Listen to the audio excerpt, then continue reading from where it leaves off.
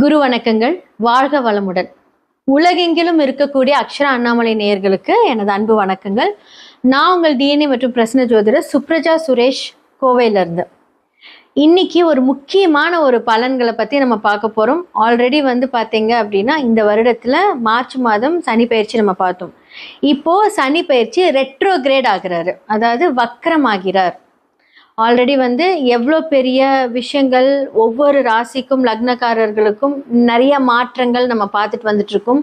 இன்றைக்கி அந்த மாற்றங்கள் ரெட்ரோகேட் ஆகிறது, வக்ரமாகிறது. பொதுவாக ஒரு கிரகம் வக்ரமானால் ஆப்போசிட் பலன். வக்ரம் இன்னும் எப்படி எடுத்துக்கணும் அப்படின்னா, நேராக போயிட்டுருக்கிற ஒரு கிரகம் கொஞ்சம் அப்படியே ஸ்லோவாக அப்படியே பேக் சைடு வருவாங்க.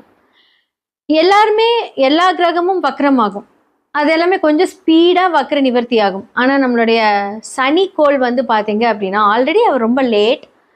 எந்த ஒரு பாவத்துக்கு மாறினாலுமே 2.5 வருஷம் எடுத்துக்குவார்.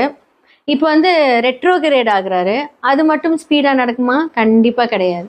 ஸோ என்ன பண்ணுவார் அப்படின்னா ரொம்ப ஸ்லோ ப்ராசஸ் தான் சனி பகவான் அப்படின்னு எடுத்துக்கிட்டிங்கன்னா. சரி, ஓகே. 2026 ஜூலை மந்த் 26 அன்னைக்கு ரெட்ரோகேட் ஸ்டார்ட் ஆகுது, வக்ரம் ஸ்டார்ட் ஆகுது. எப்போ நிவர்த்தி ஆகிறாரு அப்படின்னா டிசம்பர் 10 நிவர்த்தி ஆகிறாரு. ஓகே, இப்போ பொதுவாக எந்த ஒரு பிளானட்டாக இருந்தாலும் வக்ரம் ஆகுது அப்படின்னா இப்போ ஒரு பாவகத்திலேருந்து முந்தைய பாவத்துக்கு போகும். இப்போ மீனம் அப்படின்னா கும்பத்துக்கு போகிறது தான் ரெட்ரோகிரேட். ஆனால் சனி ரொம்ப ஸ்லோ பிளானட் அப்படிங்கிறதுனால மீனத்திலே ரெட்ரோகிரேட் ஆகுறாரு. இப்போ ஃபார் எக்ஸாம்பிள் உத்திரட்டாதி 4ஆம் பாதத்தில் இருக்காரு அப்படின்னா உத்திரட்டாதி 3, 2, 1 அந்த மாதிரி ஒரு மெதுவாக அங்கே ரெட்ரோகிரேட் ஆகுறாரு, அங்கே நிவர்த்தி ஆகுறாரு. ஜூலை 26 டிசம்பர் 10 வரைக்குமே. ஸோ இந்த காலகட்டத்தில் மேஷம்லேருந்து மீனம் வரைக்கும் எப்படிப்பட்ட அதிர்வளைவுகள், ஸோ அதன் மூலியமாக நடக்க இருக்கக்கூடிய என்ன விஷயங்கள் நடக்கும், இது ஸ்டார்ட் பண்ணுறதுக்கு முன்னாடி நான் சொல்லிடுறேன். ஏன்னா இப்போது நிறைய ஜாதகத்தில் பார்த்தீங்க அப்படின்னா உங்களுடைய சனி பகவான் இப்போ ஃபார் எக்ஸாம்பிள் மேஷம் எடுத்துக்கிட்டீங்க அப்படின்னா அவங்க பார்த்தீங்க அப்படின்னா 10க்கும் 11க்கும் உரியவர். அவர் எந்த இடத்துல இருக்காரு அதனுடைய பலன்களை மட்டுமே 12ஆம் இடத்துலேருந்து கொடுக்கும். ஓகேங்களா? நான் இதை முன்னாடி கிளியராக சொல்லிடுறேன். ஸோ பொது பலன்கள் அப்படிங்கும்போது ஒரு சில பேர்த்துக்கு அந்த கிரகங்கள் அங்கேயே இருக்கும். அப்போ நான் சொல்கிற இந்த கருத்துக்கள் அவங்களுக்கு ரொம்ப மேட்ச் ஆகும். அப்போ உங்களுடைய சுய ஜாதகத்தை பாருங்கள். உங்கள் சுய ஜாதகத்தை பார்த்து ஒருவேளை பிரச்சனையாக இருக்கக்கூடிய கிரகம் அந்த பாவகம் வக்ரமானால் ரொம்ப ரொம்ப நல்லது. இப்போ ஃபார் எக்ஸாம்பிள் இப்போது 10க்கு 11க்கும் உரிய சனி 8ஆம் இடத்துலேருந்து 12ஆம் இடத்தோட ரிசல்ட்ஸ் எல்லாம் கொடுக்குது அப்படின்னா 8, 12 அப்படின்னாலே கொஞ்சம் பிரச்சனைக்குரிய பெரிய ப்ராப்ளம் தான். அந்த இடம் வக்ரமாகுதுன்னு வச்சுக்கோங்களேன், அப்படி ஆப்போசிட் நடக்கும். ஒரு சில பேர்த்துக்கு நல்ல இடத்துல இருக்கக்கூடிய பாவகம் வக்ரமாகும் போது இந்த சனி பகவானால் வக்ரம் ஆகிறது என்றால் அவங்க எல்லாமே கொஞ்சம் ஜாக்கிரதையாக இருக்கணும். இது ஃபார் எக்ஸாம்பிள் உங்களுக்கு புரியணும் அப்படிங்கிறதுக்காக நான் சொல்கிறேன். அப்போ மேஷம்லேருந்து மீனம் வரைக்கும் எந்தெந்த ராசிக்காரர்கள் ஜாக்கிரதையாக இருக்கணும், யாருக்கெல்லாம் லக்கு, அதே மாதிரி உங்களோட சுய ஜாதகத்தை கண்டிப்பாக வெரிஃபை பண்ணுங்கள். கீழே இருக்க நம்பருக்கு காண்டாக்ட் பண்ணுங்கள், உங்களுடைய ஜாதகத்தை வெரிஃபை பண்ணுங்கள். எல்லாருக்குமே நிவர்த்திகள் இருக்குது. ஸோ இப்போ நம்ம மேஷம்லேருந்து மீனம் வரைக்கும் சனி வக்ர பயிற்சி பலன்கள் எப்படி இருக்குது அப்படின்னு பார்த்துடலாம். விருச்சிக ராசி மற்றும் லக்னக்காரர்களுக்கு இந்த 2026 சனி வக்ர பயிற்சி காலங்கள் எப்படி இருக்குது? இப்போ சனி பகவான் விருச்சிக லக்னத்திற்கு யார், விருச்சிக ராசிக்கு யார்? 3, 4, 3ஆம் இடம் 4ஆம் இடம் அப்படிங்கிறவர் 5ஆம் இடத்துல இருந்து வக்ரமாகிறார். 5லேயே வக்ரமாகிறார். இப்போ உங்களுடைய சுகஸ்தானத்தில் யார் இருக்காங்க? ராகு இருக்கார். எந்த வீட்டில் இருக்காரு? சனியினோட வீட்டில் ராகு இருக்கிறார். சனி எங்கே இருக்கிறாரு? 5ஆம் இடத்துல இருக்காரு. எந்த வீட்டில் இருக்காரு? குரு வீட்டில் இருக்காரு. விருச்சிக லக்னத்திற்கு குரு யாரு? உங்களுடைய தனஸ்தானாதிபதி. 5ஆம் இடம் அப்படின்னு சொல்லக்கூடியது உங்களுடைய மனசு, planning.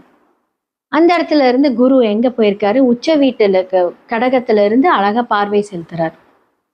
This is your combination right now happening for the விருச்சிக லக்னம். ஓகேங்களா? ஸோ இந்த மாதிரி ஒரு நிலைமையில எப்படி விருச்சிக லக்னத்திற்கு 2ஆம் இடம் அப்படின்னு சொல்லக்கூடிய விஷயங்கள், குடும்பம், ஒரு மாற்றம், குடும்பம் அமையறதுக்கான ஒரு மாற்றம். நிறைய பேர் கல்யாணமே வேண்டான்னு சொல்லிட்டு இருக்கிற இந்த காலகட்டத்தில் okay, I'm ready for the marriage நீங்கள் எனக்கு பொண்ணு பாருங்க, மாப்பிள்ளை பாருங்க அப்படின்னு சொல்லக்கூடிய ஒரு காலம். அடுத்ததாக வந்து பார்த்தீங்க அப்படின்னா உங்களுடைய பிஸ்னஸ், தனம் அப்படின்னு சொல்லக்கூடிய விஷயங்கள்ல நிறைய மாற்றங்கள், புது புது மாற்றங்கள் மூலியமாக பண வரவுகள், மல்டி லெவல் ஆஃப் பிஸ்னஸ் பண்ணுவீங்க. சில பேர் வேலைக்கே போனாலுமே சைட் பிஸ்னஸ், சில பேர் பிஸ்னஸ்ல இருந்தாலுமே அடுத்த ஒரு பிஸ்னஸ், இல்லை அந்த பிஸ்னஸ்ல வந்து இன்னுமே தனம் வரக்கூடிய ஒரு லெவல் ஆஃப் அப்கிரேடேஷன், இது எல்லாமே விருச்சக லக்னத்திற்கு இந்த காலகட்டத்தில் 100% நடக்கும். ஓகே, சனி வீட்டில் ராகு, சனி பகவான் ரெட்ரோகிரேட் ஆகும்போது அந்த ராகுவினோட இல்யூஷன்ல அப்படியே மீட் பண்ணுவார் இல்லையா. 4ஆம் இடம் அப்படின்னு சொல்லக்கூடிய விஷயங்கள், வண்டி வாகனங்கள், சடனாக வந்து பார்த்தீங்கன்னா வீடு, 4ஆம் இடம் அப்படின்னு சொல்லக்கூடியது வீடு. அப்போ என்ன, புதுசாக வந்து வீடு கட்டியிருப்பீங்க. இந்த காலகட்டத்தில் வந்து வீடு ரெனோவேஷன் பண்ணியிருப்பீங்க, வீடு கட்டியிருப்பீங்க, இல்லை வந்து வீடை மாற்றிருப்பீங்க. நிறைய பேர் வந்து வாடகை வீட்டிலேருந்து சொந்த வீட்டுக்கு போயிருப்பீங்க. சில பேர் சொந்த வீடு வேண்டாம், கொஞ்சம் மாற்றத்துக்கு வந்து நம்ம ரெண்ட்டுக்கு போகலாம் அப்படின்னு சொல்லிட்டு ஒரு மாற்றத்துக்காக ரெண்ட்டுக்கு போயிருப்பீங்க. திடீர்னு நீங்கள் வந்து கார், 2 வீலர், ஏன்னா 3 4 2 வீலர் வாங்கியிருப்பீங்க, அப்படி இல்லாட்டி வந்து 4 வீலர் வாங்கியிருப்பீங்க. கரெக்டாக இந்த பிளான், ஏன்னா சனி பகவானை யார் பார்த்துட்டு இருக்காங்க, 2 5க்குரிய குரு பகவான் அழகாக உச்சத்திலிருந்து பார்க்கிறார் இல்லையா. ஸோ இது எல்லாமே வந்து இந்த காலகட்டத்தில் நடக்கும். யோசிச்சுக்கிட்டே இருப்பீங்க, நம்ம வந்து புதுசாக ஒரு கார் வாங்கலாமா.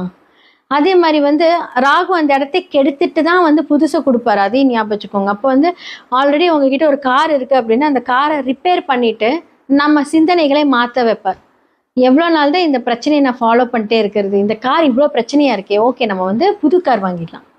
அது குருவின் பார்வை. ஸோ ஒவ்வொரு கிரகங்கள் அதோட விஷயத்தை ஆக்டிவேட் பண்ணும்போது அழகாக அந்த குரு பார்வையின் மூலியமாக மாற்றங்கள். அப்போ சனி பகவான் வந்து ரெட்ரோகேட் ஆகும்போது இது விருச்சக லக்னத்துக்கு வந்து நல்லதா அப்படின்னு கேட்டால் நிறைய விஷயங்கள் நல்லது. அப்போ 3 4 முயற்சிகள் பலப்படும். புது விதமான காரியங்கள்ல வந்து பார்த்தீங்கன்னா நிறைய சக்ஸஸ்ஃபுல்லாக வந்து கிடைக்கக்கூடிய ஒரு காலம். ஓகே, இப்போ வந்து கார் வாங்கணும், 10 லட்ச ரூபாய் கார் இது பண்ணுறீங்க, உடனே 10 லட்ச ரூபாய் கிடைக்குமான்னு கேட்டால் அதில் வந்து ஒரு 50-50 கிடைக்கும். அப்போ அந்த 50 அந்த ஒரு சனி பகவான் அங்கே ரீஆக்டிவேட் ஆகிறதுனால என்ன ஆகும் அப்படின்னா லோன் போட்டுருவீங்க. புரியுதா நான் உங்களுக்கு எப்படி சொல்கிறேன் அப்படிங்கிறது? இது வந்து ஃபார் எக்ஸாம்பிள் நான் சொல்கிறேன், இது வந்து நீங்கள் வீட்டுக்கும் அப்ளை பண்ணிக்கலாம். உங்களுடைய சுய வாழ்க்கையில் என்ன மாதிரியான விஷயங்கள் எந்த பாவகத்தில் இருக்கிறது என்று பாருங்கள். ஃபர்ஸ்ட் ஆஃப் ஆல் சனி எங்கே இருக்கார், 3க்கும் 4க்கும் ஒரு சனி கோச்சாரத்தில் வக்ரமடைகிறார். ஆனால் உங்களுக்கு அந்த சனி எந்த பாவகத்தில் இருக்கு, குரு எங்கே இருக்காரு, அப்போ ராகு வந்து பார்த்தீங்கன்னா எந்த தன்மையில் இருக்கு, ராகு எந்த பாவத்தில் இருந்து அந்த இடத்துல நின்று ஆக்டிவேட் ஆகிட்டு இருக்காரு, அதெல்லாம் சேர்ந்து தான் பலன்.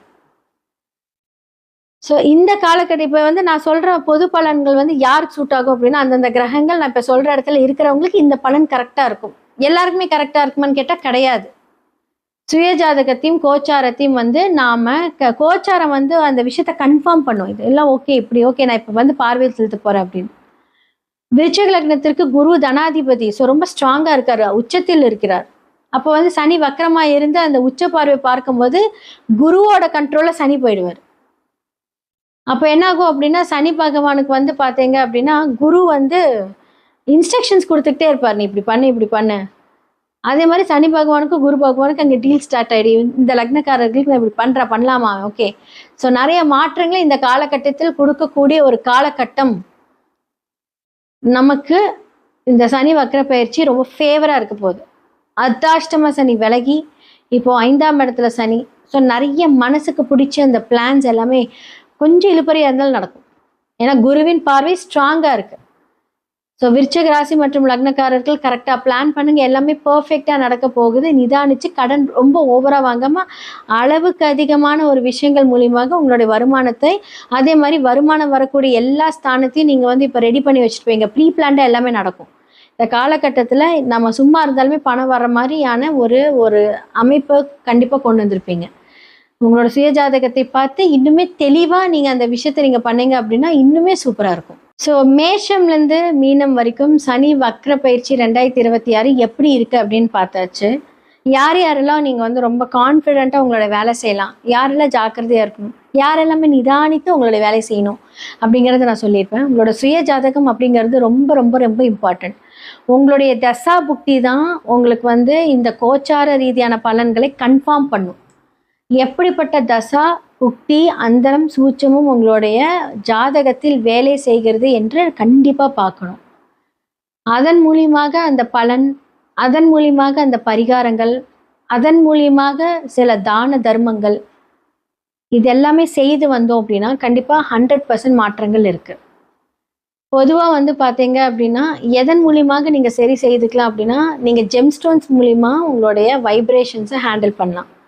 நியூமராலஜி மூலிமா அந்த கிரகத்தை எதெல்லாம் நீங்கள் டீஆக்டிவேட் பண்ணணும், எதெல்லாம் வந்து ஆக்டிவேட் பண்ணணும், உங்களுக்கான ஃபேவரட் நம்பர்ஸ் என்ன, எல்லாமே வந்து உங்களுக்கான அதிர்ஷ்ட குறியீடுகள் எல்லாத்தையுமே நம்ம ஆக்டிவேட் பண்ணி அந்த விஷயத்தை வந்து நம்ம ஹேண்டில் பண்ணும்போது எப்பேற்பட்ட அவயோக தசையாக இருந்தாலும், எப்பேற்பட்ட சனி பாதிப்புகள் இருந்தாலும் விதியை மதியால் வென்று நாம் நம்மளுடைய விஷயத்தை சரி செய்து கொள்ளலாம். கீழே இருக்கிற என்னோட நம்பருக்கு காண்டாக்ட் பண்ணி உங்களுடைய ஜாதக அப்பாயின்மெண்ட் வாங்கி நீங்கள் வந்து ஜாதகம் பார்த்து இதற்கான அந்த பலன்கள், இதற்கான அந்த பரிகாரங்கள் எல்லாத்துக்குமே 100% சொல்யூஷன் இருக்குது. அது எப்போ நடக்கும், எப்படி நடக்கும், எந்த காலகட்டத்தில் நிவர்த்தியாகும், கரெக்டான பாவக ரீதியான பரிகாரங்கள் செய்யும் போது அதற்கான ரிசல்ட் கிடைக்கும்.